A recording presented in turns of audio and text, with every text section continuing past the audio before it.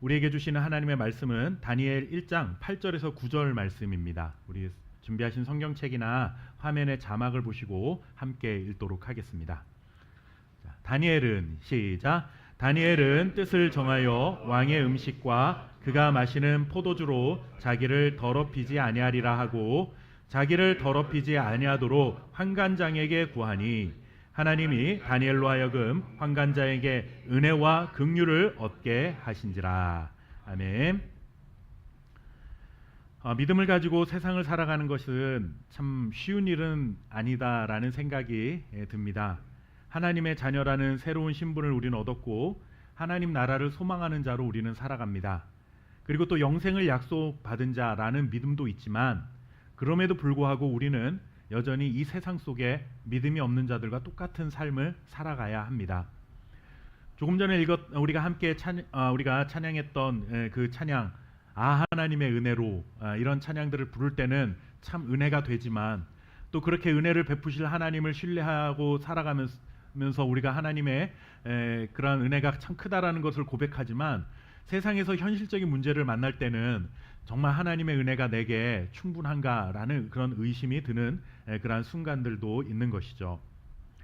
그래서 참 어려움이 많습니다. 세상과 분리된 채 우리만 별다른 모습으로 살아가자니 그렇게 세상과 고립되어 살아갈 수는 없는 일이고 또 그렇다고 세상을 따라서 살자니 죄 많은 이 세상 우리 집 아닌데 그렇게 힘차게 또 우리가 찬양을 때로는 부르기도 하는데 정말 이렇게 세상을 따라 살아가는 것이 신앙 양심에 걸림이 되는 그러한 순간들도 있는 것이죠. 그러다 보면 참 이렇게 사는 것도 쉽지 않고 저렇게 사는 것도 쉽지 않다라는 그러한 어려운 마음에 우리가 그렇게 고민스러운 경우를 경험하는 순간들이 참 많이 있습니다. 세상에 잘 적응해서 똑같이 살아야 할까? 아니면 세상에 적응하지 못하는 사회 부적응자처럼 우리만의 세상을 살아가야 할까? 고민되는 것이 사실입니다. 이런 고민은 오늘 우리가 살펴보려는 이 다니엘이라는 청년에게도 분명히 있었을 것이라는 생각이 듭니다. 유대인의 청년이었던 다니엘은 자신의 조국을 잃어버렸습니다. 바벨론의 침공으로 유다는 완전히 멸망했고 유다의 많은 청년들은 바벨론의 포로로 잡혀가야만 했습니다. 다니엘도 그 중에 한 명이었던 것이죠. 보통 큰 제국이 약소국을 식민지로 삼게 되면 그들의 문화와 민족성을 말살시키려고 노력하는 것이 일반적인 모습입니다. 우리나라 역사 속에서도 이와 같은 아픈 역사가 있죠. 일본의 식민 통치를 받던 시대가 있었기 때문에 우리가 그 시대에 살았던 사람들은 아니지만 그래도 그 시절이 어떤 시절이었는지 우리가 충분히 듣고 배웠기 때문에 알고 있습니다. 일본은 우리나라의 언어를 빼앗고 또 우리나라의 교육도 제대로 하지 못하게 감시했습니다. 그리고 이름까지도 일본식의 이름으로 바꾸도록 했습니다. 창씨 개명이라고 하죠.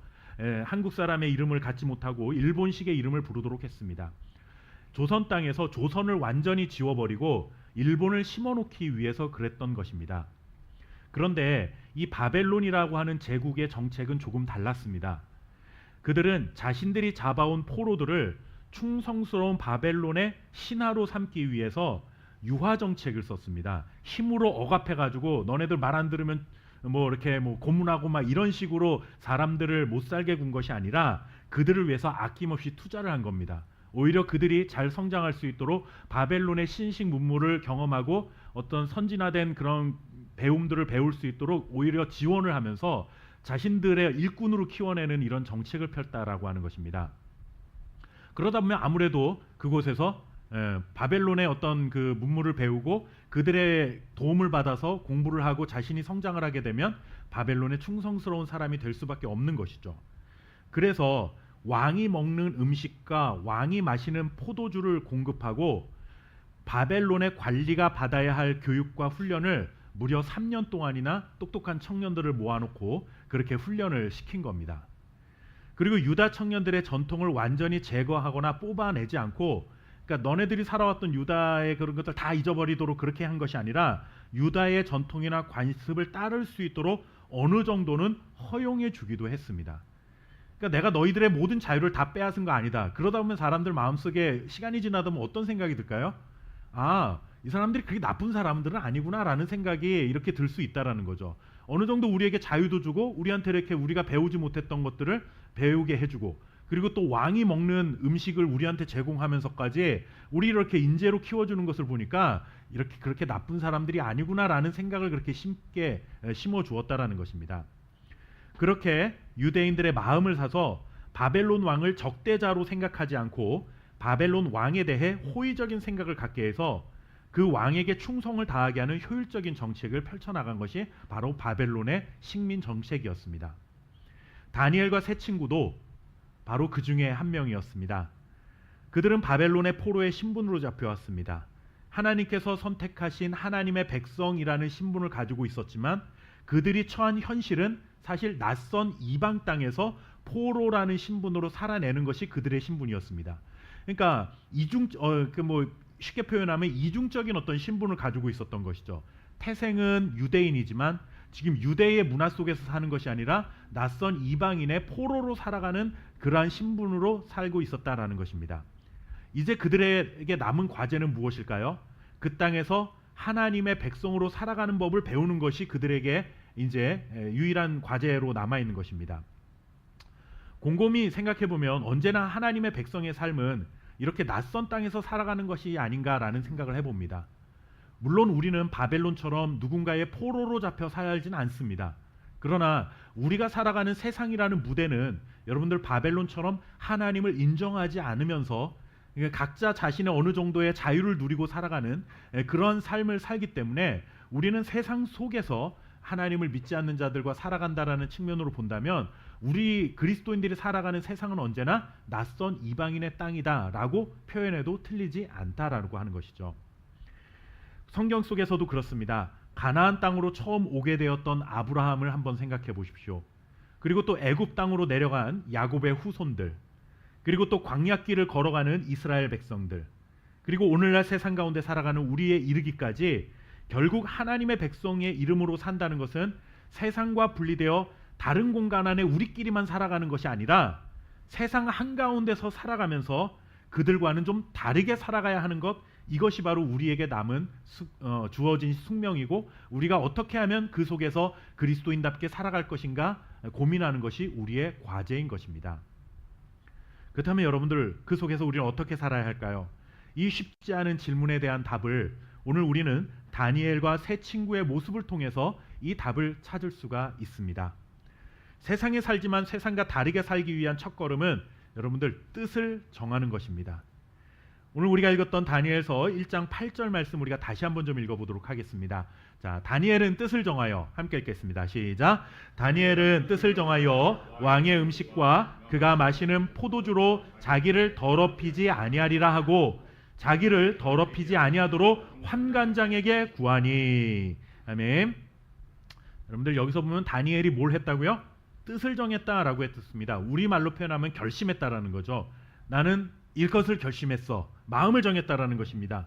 그가 결심한 것이 무엇이냐면 왕의 음식과 왕의 포도주를 먹지 않겠다라고 하는 것입니다.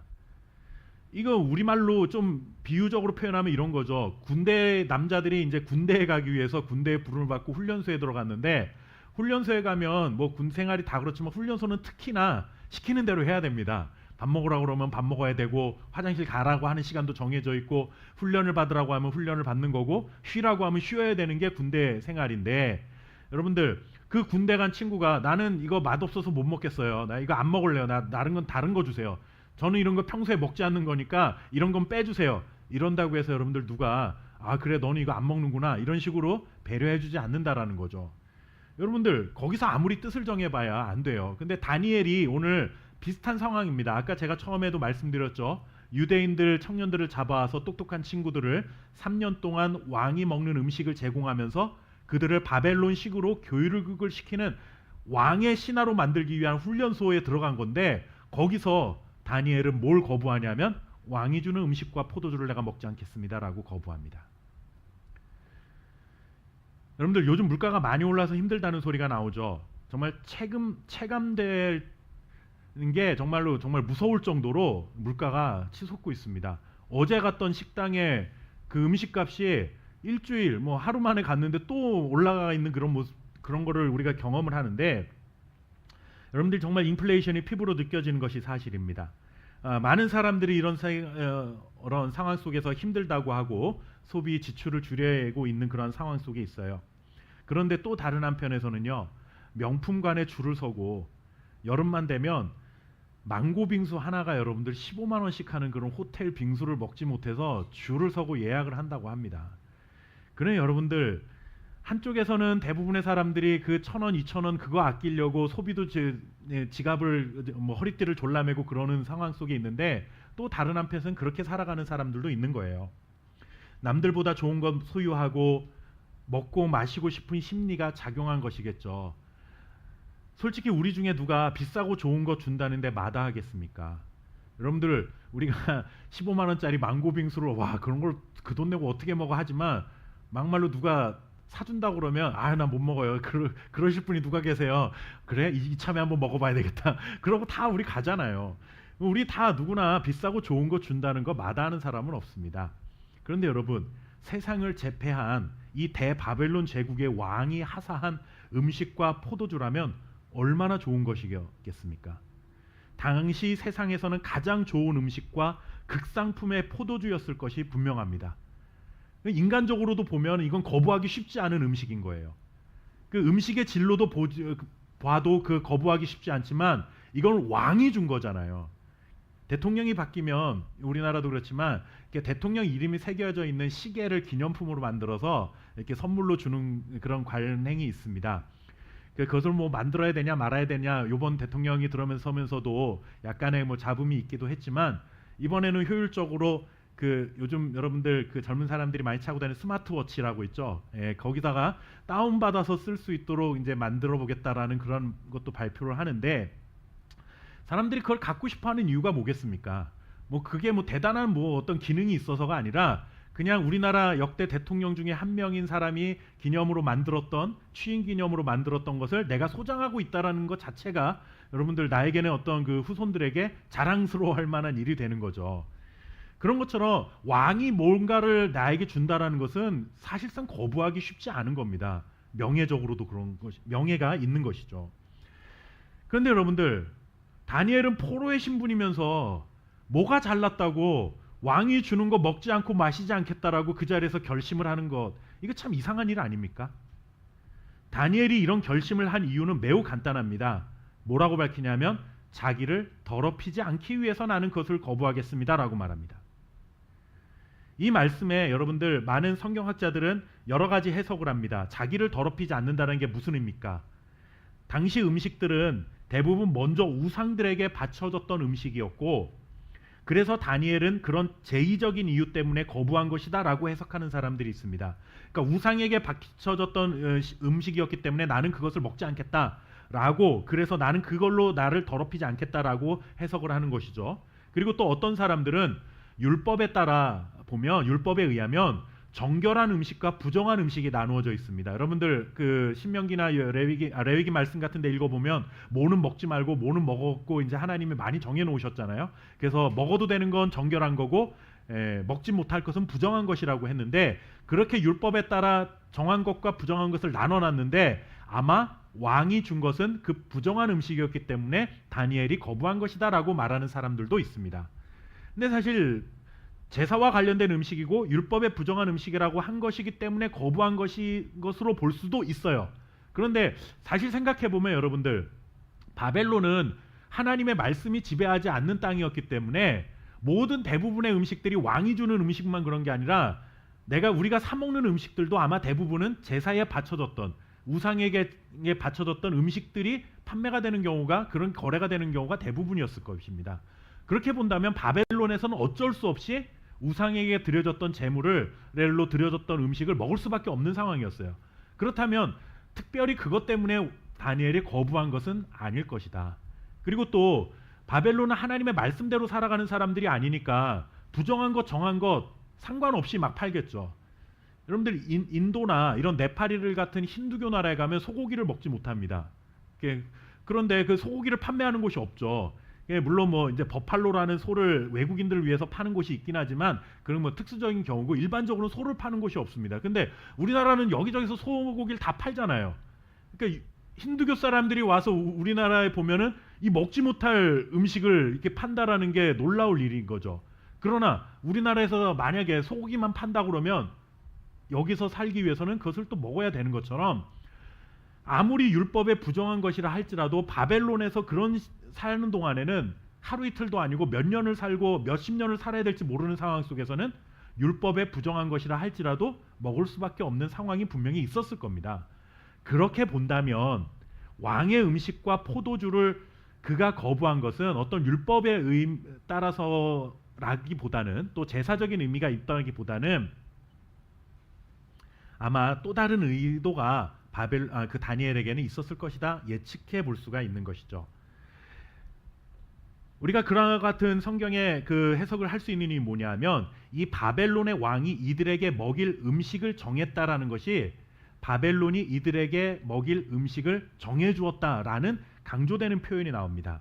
그렇기 때문에 이 음식을 먹는다라는 것은 곧 무엇을 의미냐면, 당신은 왕이 주는 음식을 먹었기 때문에, 왕이 선택한 음식을 먹었기 때문에 당신은 왕에게 특별한 혜택을 받은 사람들입니다 라고 하는 어떤 그런 의미가 있었을 것이다라는 거예요.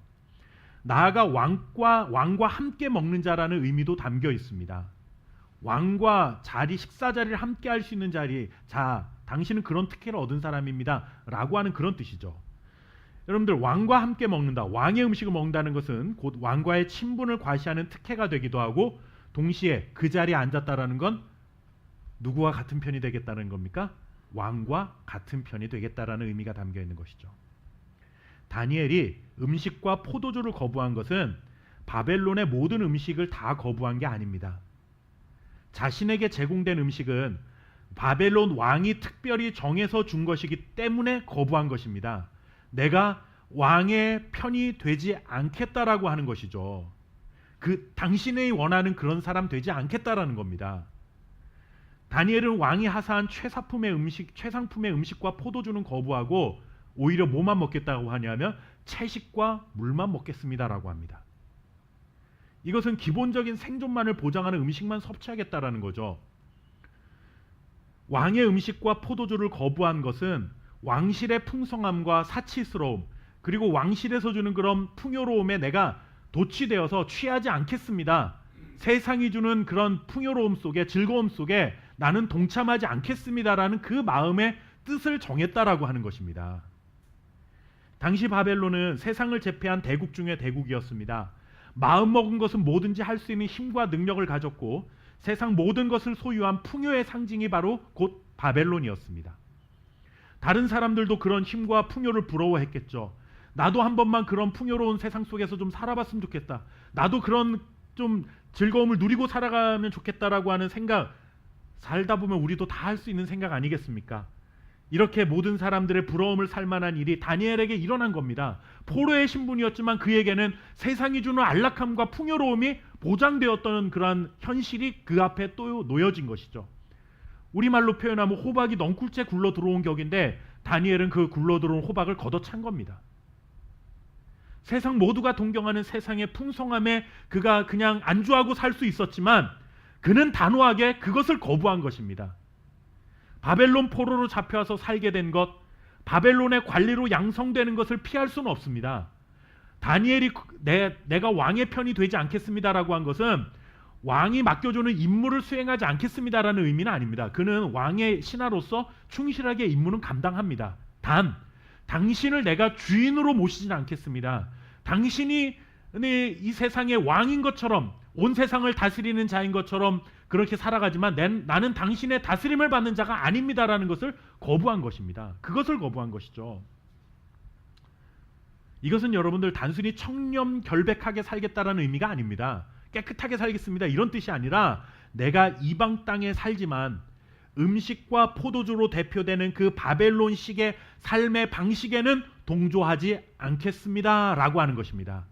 우리말로 표현하자면, 내가 세상 속에서 살고는 있지만 세상의 살아가는 방식대로는 살지 않겠습니다. 하나님의 말씀을 따라 살겠습니다라고 결심한 것이다 라는 것이죠. 다니엘은 단지 왕이 주는 음식에 대한 절제나 삼가함이 아니었습니다. 단순히 부정한 음식에는 입을 댈 수 없다라는 것이 아니라, 이것은 바벨론이 주는 풍요로움과 세상의 기름진 것을 거부하고 나는 그 쾌락 속에 살지 않겠습니다. 뜻을 정한 것입니다. 나는 그리스도인이 되었으니 술은 입에도 대지 않겠습니다 라고 결심하는 자들이 종종 있습니다. 물론 자신의 신앙에 따라 술을 입에 대지 않겠다고 결심하는 것 칭찬받을 수 있는 일이다라는 생각 듭니다. 그러나 여러분, 성도는 단순히 술을 먹지 않는 자라는 것이 중요한 것이 아니라 사실 더 중요한 건 뭐냐 하면 이 세상의 풍요로움과 즐거움에 젖어들지 않겠습니다라고 하는 그런 결심이 있어야 된다는 거예요. 한국 교회는 특이하게도 이 술 문제가 특히나 좀 신앙이 좋고 나쁘고의 어떤 그런 기준이 되는 경향이 좀 굉장히 좀 두드러집니다. 술은 안 먹는데 남은 굉장히 미워해요. 어디 가서 사기는 쳐요. 거짓말해요. 근데 교회 와서는 난 술도 안 먹는 사람이라고 자랑합니다. 죄송스럽고 조심스러운 말이지만 차라리 술을 드시더라도 남한테 가서 싫은 소리 하지 마시고 거짓말하지 마시고 사기를 치지 않는 게 더 중요한 거 아니겠습니까? 여러분들, 우리가 이런 걸 보면서 왕이 주는 음식은 안 먹는데 다니엘이 뒤에 가서 나쁜 짓 했다, 이런 식으로 여러분들 이해해서는 안 되는 것이죠. 내가 왕이 주는 음식을 먹지 않겠다라고, 포도주를 먹지 않겠다라고 고백하는 것을 통해서, 내가 이런 어떤 결심을 하는 것을 통해서 나는 세상의 방식을 따르지 않겠습니다, 하나님의 말씀을 따라 살겠습니다라고 하는 어떤 자신의 결심을 그것을 통해서 보여준 하나의 증거라는 것입니다. 세상의 물질과 풍요로움을 마음으로 동경하고 세상의 기름진 것에 젖어들기를 원하고 세상의 쾌락은 다 쫓아가면서 나는 술은 안 먹어, 그 결단만 한다고 무슨 의미가 여러분들 거기에 있겠습니까? 또 우리 목사님 술 먹어도 된다고 또 오해하지 마세요, 여러분들. 그런 뜻으로 말씀드린 게 아닙니다. 다니엘은 여러분들 술을 먹지 않겠다라는 뜻을 정함으로 인해서 하나의 증거로 삼아 나는 세상을 따르지 않겠습니다라는 마음의 그 자신의 결심을 내비친 것이다라는 것이죠. 우리는 여러분들 술을 먹어도 된다 안 된다는 이런 초보적인 논의를 넘어서서 나는 세상 속에 살지만 세상의 가치관과 세상의 삶의 방식을 따를 수 없기 때문에 그 하나의 증거로 나는 술을 입에 대지 않겠습니다 라는 것을 결심한다라는 거예요. 다니엘의 결심은 음식을 먹지 않는다가 아니라 바벨론 왕이 보장해주는 바벨론의 풍요로움과 기름진 것을 나는 탐하지 않겠습니다. 그 속에 쾌락을 누리며 사는 그런 삶은 살지 않겠습니다. 그의 마음의 결심을 보여준 것입니다. 하나님을 믿는 우리 성도들이 세상을 살아갈 때 얼마나 많은 유혹과 시험이 있습니까? 그런 면에서는 목회자로 살아가는 데는 여러분들보다 훨씬 유리한 면이 있습니다. 전 주로 교회에서 생활을 하고 만나는 사람들이, 예수님을 믿는 사람들이 대부분 만나다 보면 저에게는 유혹과 시험거리가 세상의 직업들을 가지고 살아가는 여러분들보다는 훨씬 덜한 것이 사실입니다. 그렇다고 해서 제가 교회에만 하루 종일 앉아 있다고 해서 세상이 주는 유혹과 시험이 전혀 없느냐, 그런 건 아니죠. 뭐 사람을 만나야만 유혹이 오는 것은 아니지 않습니까? 그러나 여러분들, 저보다는 훨씬 여러분들이 삶의 현장에서 살아가면서 느끼는, 체감하는 유혹과 시험이 훨씬 더 크리라 생각합니다. 그 속에서 정말로 어떻게 지혜롭게 살아가는 것이 하나님의 자녀다운 삶인가 고민스러운 그러한 순간들이 많이 찾아올 것이라 생각을 해요. 여러분들, 그런 고민 속에 살아가는 우리들에게 다니엘은 뜻을 정하는 것이 중요하다, 먼저 뜻을 정해야 된다라고 말씀을 해주고 있는 것이죠. 그리고 또 신약을 넘어오면 믿음의 사람 바울은 우리에게 이렇게 권면해 주고 있습니다. 우리 함께 로마서 12장 1절 말씀을 같이 한번 읽어보도록 하겠습니다. 너희는 이 세대를, 시작, 너희는 이 세대를 본받지 말고 오직 마음을 새롭게 함으로 변화를 받아 하나님의 선하시고 기뻐하시고 온전하신 뜻이 무엇인지 분별하도록 하라. 아멘. 바울은 우리에게 분명하고 단호하게 명령합니다. 이 세대를 본받지 말라. 세상이 흘러가는 대로 살면 안 된다라는 말씀입니다. 나의 생각과 행동의 기준이 항상 무엇이어야 하는가? 이 말과 행동이 과연 하나님이 기뻐하시는 일인가 아닐까를 판단하면 되는 것이다라는 것입니다. 다니엘과 세 친구가 보여준 모습이 바로 이것입니다. 나라가 멸망하고 바벨론에 끌려와 살지만 하나님의 자녀로서 마땅히 지켜내야 될 그 믿음의 원칙은 내가 결코 포기하지 않겠습니다라는 것입니다. 비록 바벨론이라는 이방 나라에 살고 있지만 나는 바벨론 백성이 아니라 하나님 나라의 백성이니 하나님 나라의 백성답게 살겠습니다. 마지막 이 자존심만큼은 포기할 수 없어서 그는 뜻을 정하여 왕이 주는 음식을 거부한 것입니다. 다니엘과 세 친구의 모습 속에서 우리가 살아가야 할 삶의 모습을 발견합니다. 우리가 살아가는 세상의 모습은 계속 변화합니다. 애굽의 모습을 합니다. 때로는 블레셋의 모습으로 다가오기도 합니다. 때로는 바벨론의 모습으로 다가오기도 하고 때로는 로마의 모습으로 우리에게 다가오기도 합니다. 세상은 끊임없이 우리를 하나님의 온전한 믿음을 믿지 못하도록 우리를 그렇게 유혹하기 위하여 다양한 모습으로 우리를 유혹합니다. 그러나 우리가 살아가야 될 삶의 원칙은 어떤 세상이 와도 변하지 않는다라는 것입니다. 유다 땅에서 살아가던 하나님의 자녀 다니엘, 그 땅에서 믿음으로 살아가던 삶의 원칙은 바벨론의 포로로 잡혀왔을 때도 여전히 유효하다라는 것을 그는 기억하고 있었습니다. 세상이 바뀌었다고 하나님의 자녀가 살아가야 할 삶의 원칙이 바뀌는 것은 아닙니다. 예전에는 여러분들 내게 강 같은 평화라는 그런 복음성가 많이 찬양했죠. 내게 강 같은 평화, 뭐 이 찬양을 하면서 우리 저보다 더 훨씬 윗세대들은 그런 찬양을 하면서 하나님 앞에 은혜를 경험했습니다. 그런데 요즘 젊은 친구들은 내게 강 같은 평화 모르는 친구들이 아마 더 많을 겁니다. 그런데 여러분들 내게 강 같은 평화를 안 부른다고 해서 그들이 찬양을 안 하는 건 아니죠. 약할 때 강함 대신에 모든 것이 은혜, 이런 찬양을 하면서 지금은 또 하나님의 은혜를 구하면서 하는 겁니다.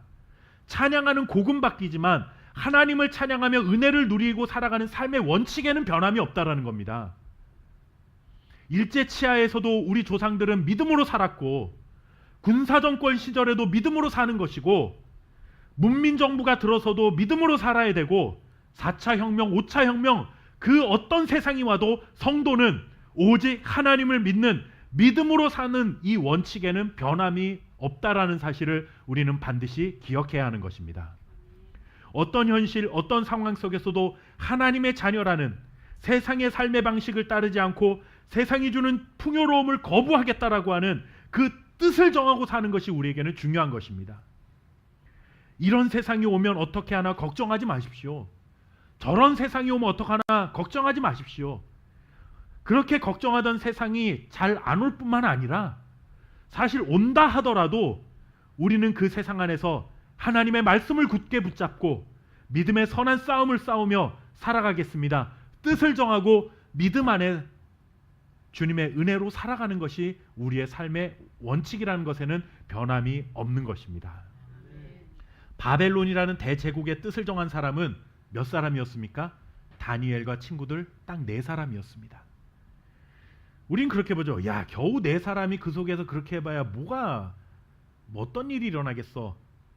그러나 여러분, 4사람이면 뜻을 정하고 함께 걸어갈 사람들 4사람이면 그것만으로 충분한 것입니다. 우리 자신을 하나님 앞에서 뜻을 정한 사람들을 결코 과소평가하지 마십시오. 하나님 나라는 숫자의 많고 적음에 달려있지 않습니다. 하나님을 향해 마음을 정하면 하나님도 끝까지 우리 편이 되어주셔서 겨우 4명으로 이 바벨론 제국을 이기게 하실 줄 믿습니다. 어떤 세상 안에서도 하나님의 선하신 뜻을 따라 살아가기를 결정하십시오. 뜻을 정하면 길이 보일 것입니다. 그러면 전능하신 하나님께서 우리가 나아갈 길을 환히 보여주시고 우리가 믿음으로 그 길을 걸어가게 인도해 주실 줄 믿습니다. 이와 같은 믿음으로 이번 한 주간도 승리하는 저와 여러분 될 수 있기를 주님의 이름으로 축원합니다. 기도하겠습니다. 살아계신 아버지 하나님 감사합니다. 뜻을 정하기가 어려워서 그렇지 우리가 믿음으로 뜻을 정하기만 하면 하나님은 우리에게 나아갈 길을 환하게 보여주실 줄 믿습니다. 다니엘이 길이 보여서 뜻을 정한 것이 아니라 뜻을 정하고 나니 그가 살아갈 길이 보였던 것처럼 우리도 이 세상에서 마찬가지인 줄 믿습니다. 하나님을 인정하지 않고 하나님을 바라보지 않는 세상 속에서 과연 어떤 길을 가야 할지 고민스럽고 앞길이 보이지 않지만 믿음으로 뜻을 정하면 하나님께서 우리가 갈 길을 보여주실 줄 믿고 하나님 앞에 하나님의 자녀답게 살기를 뜻을 정할 수 있는 우리 함께 교회 성도들이 될 수 있도록 믿음을 더하여 주옵소서. 세상을 따라가 살아가는 삶이 더 빨라 보이고 나에게 유익이 될 것 같고 그것이 정말 나에게 뭔가 소망이 될 것 같은 그러한 유혹이 우리에게 찾아온다 할지라도 눈에 보이는 이 세상 어떤 것도 영원한 기쁨과 소망이 될 수 없음을 우리가 기억하게 하시고 영원한 하나님의 나라를 꿈꾸며 하나님을 경외하는 삶을 살아가는 주의 자녀들이 될 수 있도록 축복하여 주옵소서. 날마다 성령 충만하여 어려운 이 세상 가운데도 믿음으로 승리하는 사랑하는 우리 성도들이 될 수 있도록 은혜 베풀어 주옵소서. 감사드리며 오늘도 주님 앞에 구별하여 예물을 드립니다. 이 예물을 드리는 모든 주의 손길 위에 하나님의 복을 도하사 우리의 모든 형편을 하시고 필요한 것들 날마다 채우시는 하나님의 복이 넘쳐날 수 있도록 주님 도와주시고 또한 예물이 쓰이는 곳마다 주의 사랑, 주의 은혜가 온전히 전파될 수 있도록 축복의 통로로 쓰임받는 예물이 될 수 있도록 주님 우리와 함께하여 주옵소서. 감사드리며 살아계신 예수님의 이름으로 간절히 기도하옵나이다. 아멘.